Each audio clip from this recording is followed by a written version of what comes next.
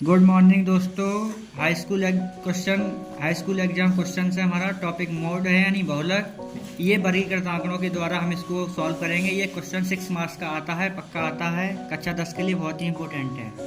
निम्नलिखित आंकड़े 225 बिजली उपकरणों के प्रेक्षित जीवन काल घंटों में की सूचना देते हैं। यानी एक तरह से हमें एक टेबल दी हुई है जिसमें जीवन काल घंटों में यानी वर्ग अंतराल में दिया है। 0 से 20, 20 से 40, 40 से 60, 60 से 80, 80 से 100, 100 से 120।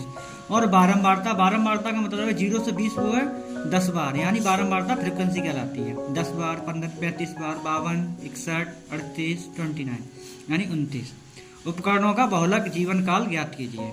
बहुलक वैसे नॉर्मली होता है कि जिसकी बारंबारता सबसे अधिक होती है, यानी जो भी पद हमारा है सबसे अधिक बार आए वही बहुलक कहलाता है। बट इसमें क्या दिया हुआ है कि ये वर्गीकृत है, तो वर्गीकृत करने के लिए हम इसे सॉल्व करेंगे। हम जो टेबल दी हुई है उससे सेम वैसे डिटो हम इसे खड़ा करके बना दिया हमने। तो 0 से 20 इसकी बारंबारता लिख दी, इसकी बारंबारता, सबकी बारंबारता लिख दी। अब हम यहाँ पे जानते हैं कि बहुलक बराबर एक फॉर्मूला होता है इसका normal, L plus F minus F1 upon 2F minus F1 minus F2 into H। ये नॉर्मल फॉर्मूला होता है हमारा बहुलक का।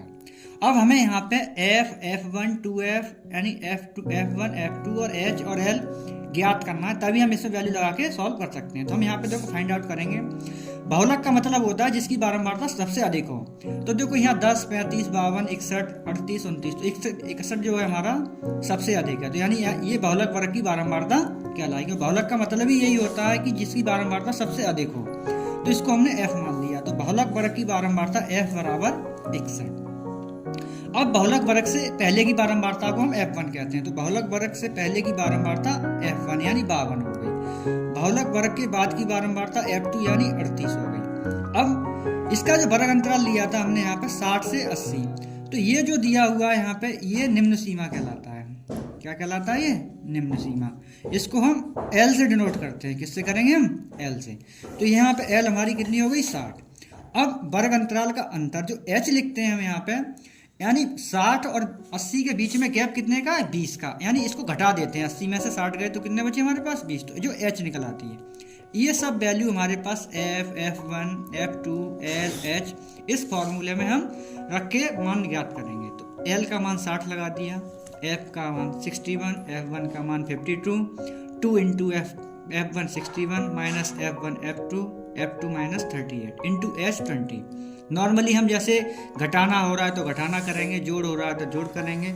सो 60 प्लस यहाँ पे इसको घटाया तो 9 बचे, ये वाले 20 यहाँ लिख दिए, इसका मल्टीप्लाई किया, ये ऐड किए तो इसका मल्टीप्लाई 122, इसका ऐड किया तो 90, 9 इंटू 20 180, इसमें से इतना घटाया तो 32, इसका इसमें डिवाइड कर दिया 32 का 180 में, तो 5.625 आया।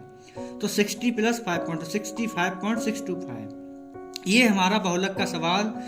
इसमें जब भी समांतर माध्यिका या बहुलक का या माध्यिका का टेबल आए तो ये 6 नंबर का ही आता है, पक्का आता है, श्योरिटी होती है हर बच्चे के लिए, हाई स्कूल के लिए। तो ये आप बहुलक अच्छे से पढ़ें। अगर वीडियो अच्छी लगी हो तो लाइक और सब्सक्राइब करें। Thank you.